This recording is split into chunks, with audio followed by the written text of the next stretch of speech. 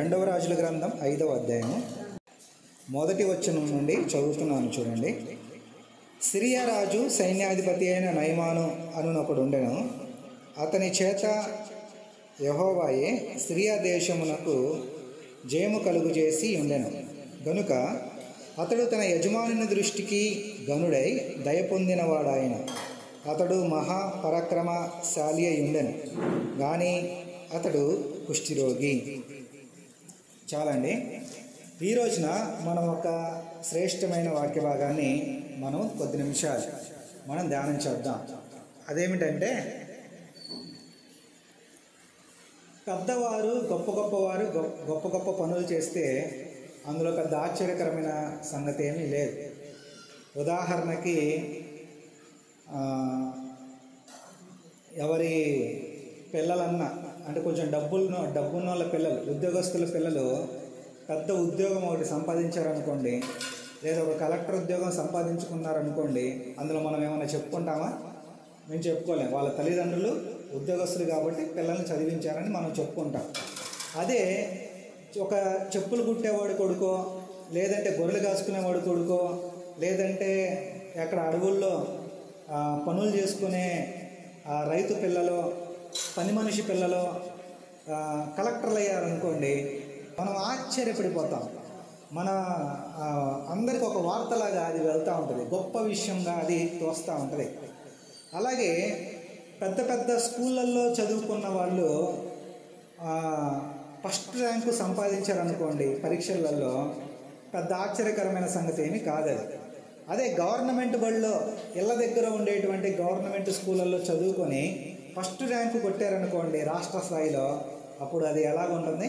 అదొక గొప్ప విషయంగా, అదొక ఉన్నతమైన విషయంగా మనము చెప్పుకుంటాం.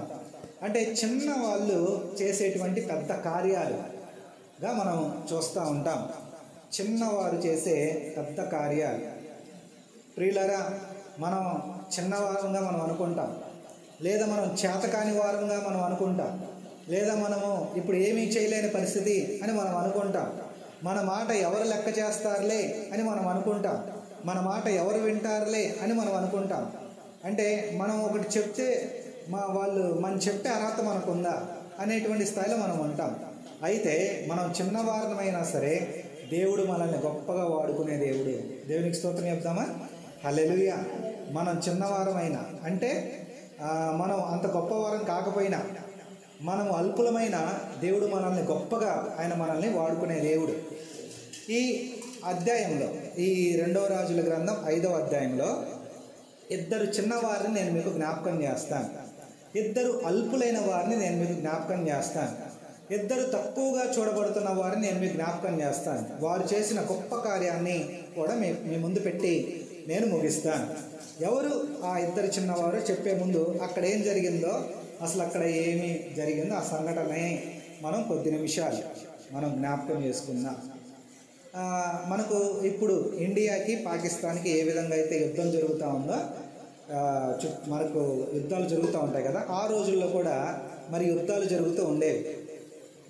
ఎవరెవరికి యుద్ధాలు అని అంటే, ఇజ్రాయేల్ దేశానికి, అంటే దేవుడు తన ప్రజలను ఏర్పాటు చేసుకున్న ఆ దేశానికి చుట్టుపక్కల ఉన్న దేశాలకి యుద్ధాలు జరుగుతూ ఉండేవి.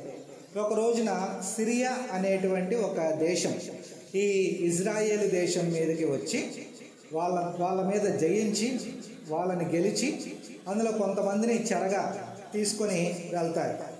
అలాగా కొంతమంది ఇజ్రాయేలీల ప్రజలు ఆ సిరియా దేశంలోనికి బందీలుగా వెళ్ళిపోతారు, బానిసలుగా వెళ్ళిపోతారు.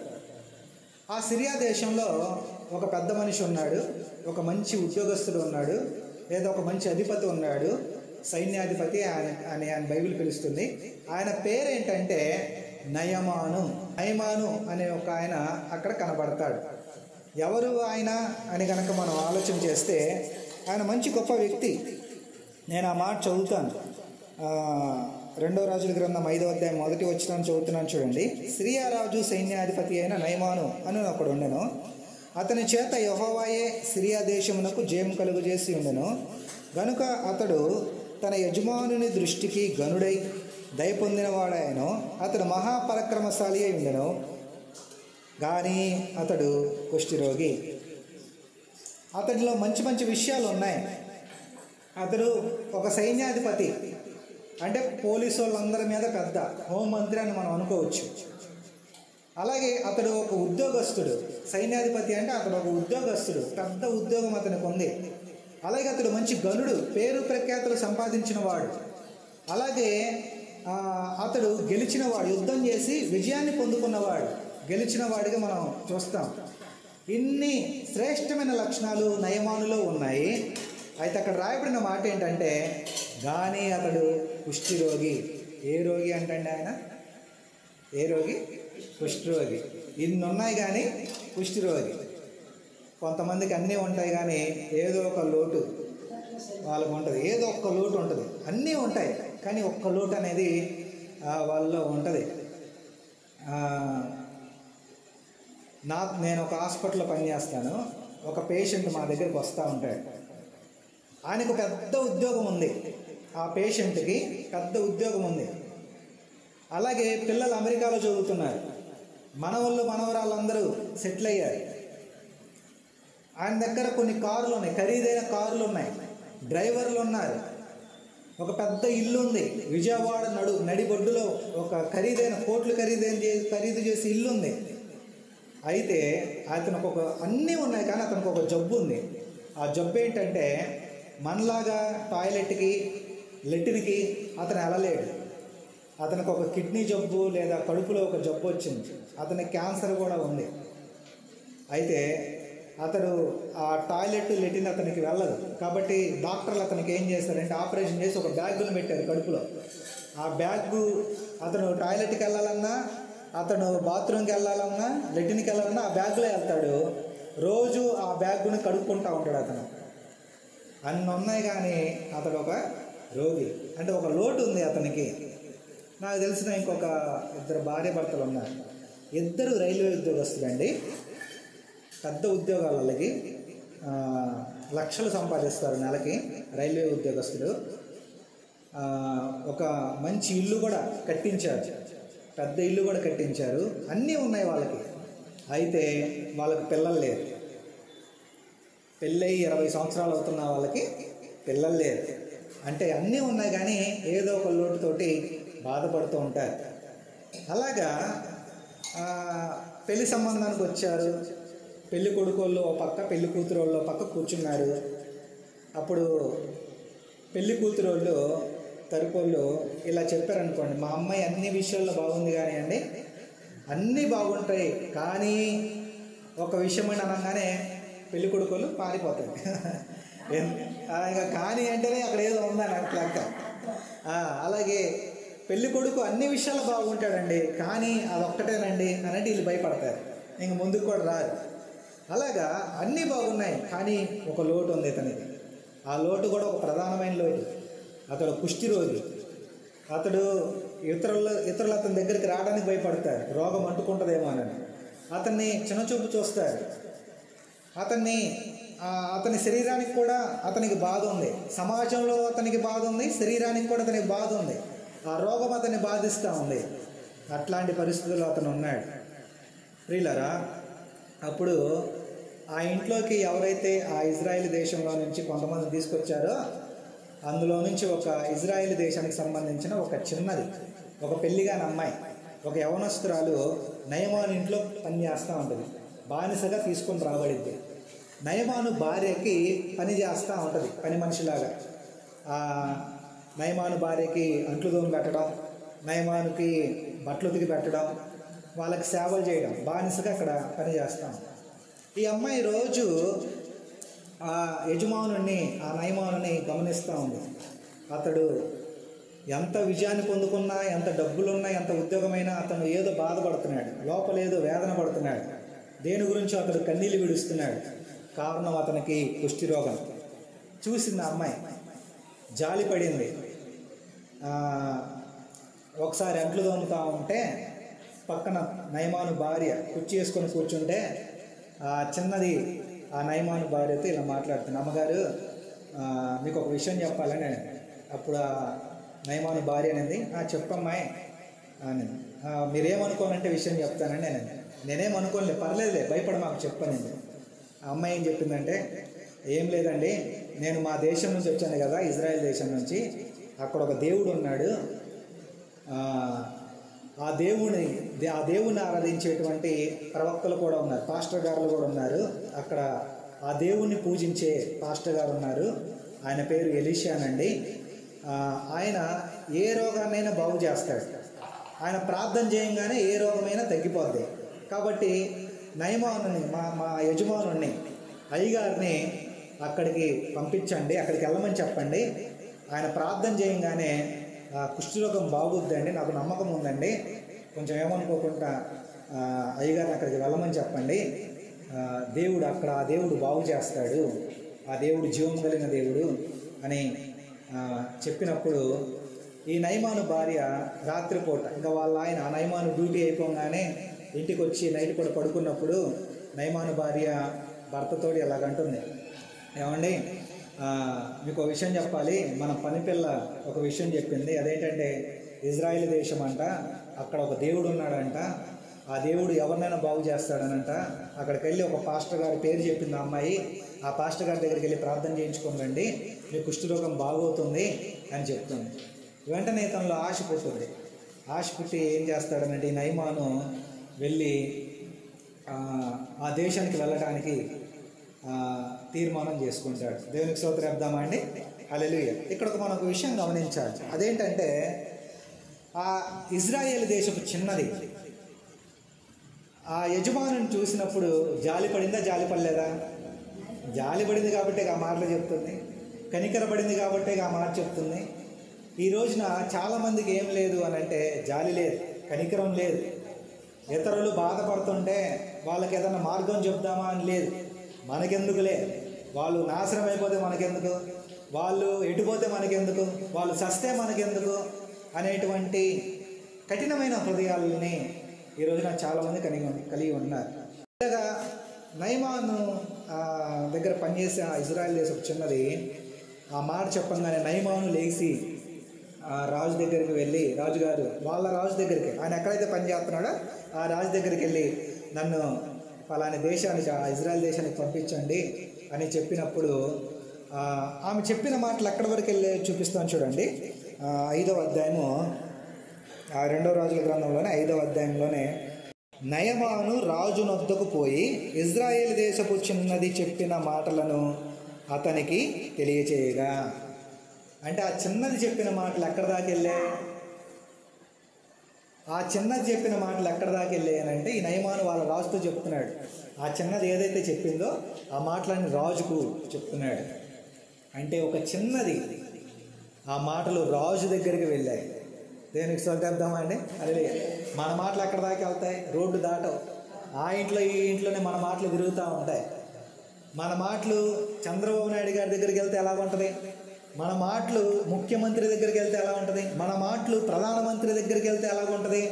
అలాగా ఈ చిన్నదాని మాటలు ఆ రాజు దగ్గరికి వెళ్ళిపోయాయి. నిజంగా మనలో భారం ఉంటే, నిజంగా మన హృదయంలో ప్రేమ ఉంటే, నిజంగా మన హృదయంలో ఒక దేవునికి సంబంధించిన ఆత్మల భారం మన హృదయంలో ఉంటే మన మాటలు రాజుల వరకు కూడా వెళ్తాయి. దేవునికి స్తోత్రం చెప్దామా, హల్లెలూయా. కాబట్టి నేను ముందే చెప్పాను కదా, నా అంశం పేరు ఏంటంటే అల్పులైన వారు చేసేటువంటి గొప్ప పనులు. ఈ చిన్నది చెప్పిన చిన్న మాటలే చెప్పింది, అయితే పెద్ద కార్యాలు చేసింది.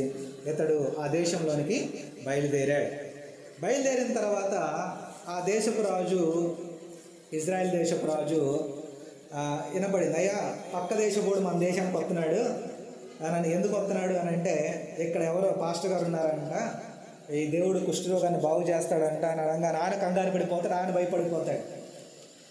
సరేనే ఎలాగొకలాగా ఆ నయమానుని రప్పిస్తాడు, ఆ దేశంలోనికి వస్తాడు, ఇజ్రాయెల్ దేశంలోనికి వస్తాడు. వచ్చిన తర్వాత ఈ ఎలీషా అనేటువంటి పాస్టర్ గారి దగ్గరికి ఆ అమ్మాయి వెళ్ళమని చెప్పింది, పాస్టర్ గారి పేరు చెప్పింది. ఆ పాస్టర్ గారి దగ్గరికి నయమాను వస్తున్నాడు. వస్తున్నప్పుడు మధ్యలో పాస్టర్ గారు ఏం చెప్తారనంటే, బయట నయమాను ఉన్నప్పుడు, ఆ దారిలో నయమాను ఉన్నప్పుడు ఈ ఎలీషా పాస్టర్ గారు ఏం చెప్తారనంటే, నయమాను నువ్వు వెళ్ళి యోర్దాను అనే ఒక నది దగ్గరికి వెళ్ళి, యోర్దాను అనే నది దగ్గరికి వెళ్ళి అందులో 7 సార్లు మునగమంటాడు. ఎన్నిసార్లు మునగమంటాడు? 7 సార్లు మునుగానంటాడు, నీ కుష్ఠరోగం పోద్దని అంటాడు. వెంటనే ఈ నయమాను కోపం వస్తుంది. ఎందుకు కోపం వస్తుందంటే, ఏంటి నేను నదికి వెళ్ళాలా, అక్కడ 7 సార్లు మునగాల, మా ఊర్లో నదులు లేవా, ఇక్కడ నది ఉంది, ఈ నదిలోనే నేను వెళ్ళి మునగాల, అక్కడ నదులు మంచి నదులు కాదా, ఇక్కడ కృష్ణా నదిలో మునగాల, గోదావరి నుంచి వచ్చాను, గోదావరి పెద్ద నది కాదు, కృష్ణా నది కంటే అక్కడ పెద్ద నది కాదా అంటే, నేనేమనుకున్నాను, ఆ పాస్టర్ గారు నా మీద చెయ్యేసి ప్రార్థన చేస్తారేమో, లేదా నూనె పోసి ప్రార్థన చేస్తారేమో, లేదంటే నా తల మీద చేసి ప్రార్థన చేస్తాడేమో, లేదంటే రోగం ఎక్కడైతే ఉందో అక్కడ వేసి ప్రార్థన చేస్తాడేమో అని నేను వస్తే ఈయన నన్ను అసలు లోపలికి రాకముందే, ఆయన దగ్గరకు రాకముందే నన్ను అక్కడికి వెళ్ళి మునగమంటాడేంటి, ఇట్లా ఉన్నాడేంటి అని కోప్పడిపోయి వెనక్కి వెళ్ళిపోతున్నాడు. తెలుసుకోవట్లా, అహంకారం వచ్చేసింది, గర్వం వచ్చేసింది. గర్వంతో అతడు ఏం చేశాడు అని అంటే, వెనక్కి వెళ్ళిపోదామని అనుకున్నాడు, రథం తిప్పేశాడు, వెళ్ళిపోతున్నారు దారిలో. అలాగే దారిలో వెళ్ళిపోతుంటే అక్కడ ఇంకొక అల్పుడు ఉన్నాడు, ఇంకొక చిన్నోడు ఉన్నాడు, అతడు నయమాను దాసుడు. ఆ దాసుడు ఏం చెప్పాడనంటే, అయ్యగారు ఒక చిన్న మాట అండి, అదేంటంటే ఆయన ఏం చెప్పాడు, ఎలీషా పాస్టర్ గారు మిమ్మల్ని ఏమన్నా డబ్బులు అడిగాడా, 10 లక్షలు ఏమన్నా ఇవ్వమన్నాడా, లేదంటే వెండి బంగారం ఏమన్నా, ఎంత బంగారం కావాలేమన్నా అడిగాడా, మిమ్మల్ని ఏమన్నా కొండెక్కమన్నాడా, మిమ్మల్ని ఏమన్నా లోయలో దిగమన్నాడా, మీకు చెప్పింది చిన్న పనే కదా, అది ఎంత ఆ నదికి వెళ్ళి మునిగి రమ్మన్నాడు, అంతకుమించి పెద్ద పనులే మీకేం చెప్పలేదు కదా, అది చేయడానికి ఏంటి మీ బాధ అని ఒక చిన్న సలహా ఇచ్చాడు. నిజంగా చెప్పే రీతిగా చెప్పాడు. నిజంగా మనం ఆలోచన చేస్తే అలాగా మనం కనుక అలా పనులలాగా ఉంటే మన యజమానులకు అలా చెప్పగలమా? చెప్పలేం. ఎందుకని?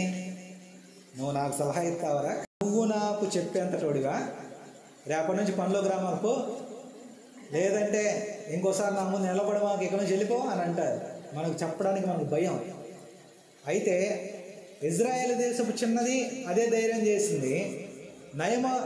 అక్కడ నయమాను దాసుడు అలాగే ధైర్యం చేసి చెప్తున్నాడు, ఒక ధైర్యంతో చెప్తున్నాడు, అయ్యా అని ఒక సలహా చెప్తున్నాడు, మాట చెప్తున్నాడు.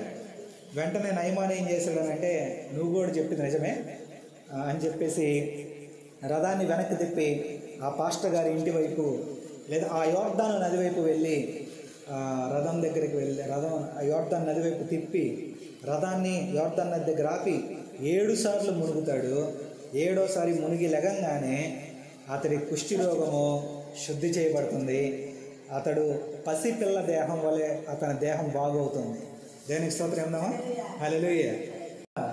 వెంటనే గొప్ప సంతోషంతో ఆ పాస్టర్ గారి దగ్గరికి వచ్చి నా వందనాలు చెప్పి, ఆ పాస్టర్ గారు మీరు చెప్పిన పని చేశానండి, మీ దేవుడే గొప్ప దేవుడు అండి, మీ దేవుడే జీవము కలిగిన దేవుడు అండి అని చెప్పేసి అక్కడ ఇదిగోండి కానుక తీసుకోండి అని అన్నా కానీ ఆయన వద్దు, నీ కానుక నాకు వద్దు, కానుక కోసం నేను ఈ కార్యం చేయలేదు, దేవుడి కార్యం చేయలేదు, నీ డబ్బు వద్దు, నీ వెండి వద్దు, నువ్వు కృతజ్ఞత కలిగి నువ్వు వెళ్ళు అని చెప్పినప్పుడు ఎంతో సంతోషంతో నయమాను అక్కడి నుంచి తన ఇంటికి వెళ్ళిపోతాడు.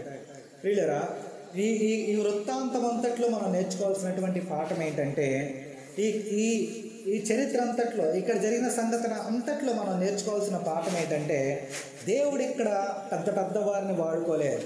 పెద్దవారిని వాడుకున్నాడా, చిన్నవారిని వాడుకున్నాడా? చిన్నవారిని వాడుకున్నాడు. ఇంకొక విషయం చెప్తాను చూడండి.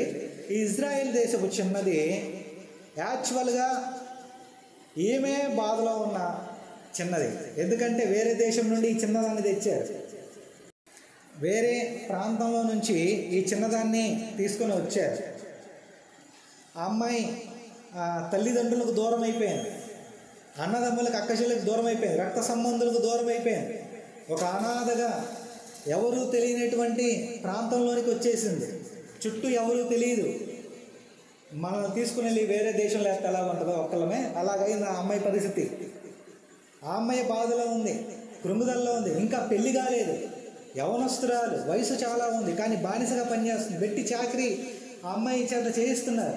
ఒకవేళ ఆ దేశంలో గొప్ప అమ్మాయి ఏమో, ఆ అమ్మాయి బందీకి రాకముందు, దాసురాలుగా రాకముందు మంచి స్థితిలో ఉందేమో, ఇక్కడ తీసుకొచ్చేసరికి ఆ అమ్మాయి చేత బట్టలు ఉతికిస్తున్నారు, అంట్లు తోమిస్తున్నారు, బరువులు మోపిస్తున్నారు, బిందెలు మోపిస్తున్నారు. ఆ అమ్మాయి చాలా బాధలో ఉంది. అయినా కానీ నా యజమానుడు బాగుపడాలి, సహాయం చేద్దాం, అతనికి ఒక మాట చెప్దాం, ప్రభువు గురించి చెప్దాం, దేవుని గురించి చెప్దాం అని చెప్పేసి తన దేవుని గురించి ఆ అమ్మాయి చెప్తుందని. మనమైతే ఏమనుకుంటామనంటే నేనే బాధలో ఉన్నాను, మనమే అప్పుల్లో మనం అనుకున్నాం అనుకోండి, ఇంకోటి వచ్చి డబ్బులు అడిగితే ఏమంటాం? నేనే అప్పుల్లో ఉన్నాను, నీకేమిస్తానని అంట. నేనే బాధలో, నా కష్టాలు ఎవరికి చెప్పుకోవాలని అనుకుంటాం. కానీ ఆ అమ్మాయి, ఆ చిన్నది ఎలాంటిది అని అంటే, తనకు ఎన్ని కష్టాలు ఉన్నా, ఎంత బాధలో ఉన్నా, ఎంత కన్నీటిలో ఉన్నా, తను ఆ భారం కలిగి తను చేయాల్సినటువంటి ఆ పనిని, దేవుని పనిని తాను చేసింది. దేవునికి స్తోత్రం ఇద్దామండి. హల్లెలూయా. అలాగే ఆ నయమాను దాసుడు, తాను ఒక దాసుడైన, ఉద్యోగం పోతుందని తెలిసిన యజమాని చేతిలో ఇంకేదన్నా జరుగుతుందని అనుకున్నా, తను చెప్పాల్సినది చెప్పేశాడు. అక్కడ దేవుడు గొప్ప కార్యం చేశాడు. ఇద్దరు అల్పులైన వారు చేసిన గొప్ప కార్యాన్ని మనం చూస్తున్నాం. నయమాను రథం మీద వస్తూ ఉంటే ఆ దేశంలో ఉన్నందరికి, ఇజ్రాయెల్ దేశంలో ఉన్న వాళ్ళందరికీ తెలిసిపోయింది, దేవుడు బాగు చేశాడు. అలాగే సిరియా దేశం వస్తే, తన దేశం వస్తే ఆ దేశం ఉన్న వాళ్ళందరికీ తెలిసిపోయింది, అమ్మో నయమాను బాగుపడ్డాడు. 2 దేశాలు నయమాను బాగుపడ్డాడని తెలిసిపోయినాయి. బైబిల్ చదువుతున్న మనందరికీ ఎన్ని దేశాల్లో బైబిల్ వెళ్తుందో వాళ్ళందరికీ తెలిసిపోయింది నయమాను బాగుపడ్డాడని, దేవుడు బాగు చేశాడని. అంత గొప్ప కార్యము ఎవరి వల్ల జరిగింది అని, దేవుడు ఎవరిని వాడుకున్నాడు అని అంటే, ఇద్దరు అల్పులను ఇద్దరు పనులను వాడుకున్నాడు. మరి నిన్ను నన్ను వాడుకోడా? ఈ రోజున ఈ వాక్యం మనకెందుకు అని అంటే, మనం కూడా దేవుని గురించి చెప్పాలి. మనకి ఎన్ని కష్టాలున్నా, మనం బానిసలమైనా, మనం తక్కువ వారమైనా, మన మాట లెక్క చేయకపోయినా, మనం పెద్దోళ్ళమే అని మన మాట విన అవసరం లేదనుకున్నా, మనం ప్రభు గురించి చెప్పాలి. ప్రభువుకు ప్రార్థన చేసుకోమ్మా, నీ కష్టాలు పోతాయి, యేసు ప్రభువు నమ్మమ్మా, నీకు ఈ బాధలు తగ్గుతాయి అని మనం ఇతరులను ఆదరించాలి, వాళ్ళని ధైర్యపరచాలి. అలా చేసినప్పుడు మనం అల్పులమే, కానీ మన మాటలు రాజుల దగ్గరికి వెళ్తాయి, మన మాటలు అధికారుల దగ్గరికి వెళ్తాయి. అట్లాగా దేవుడు మనల్ని కూడా ఆయన వాడుకొనుగాక. ఆమేన్.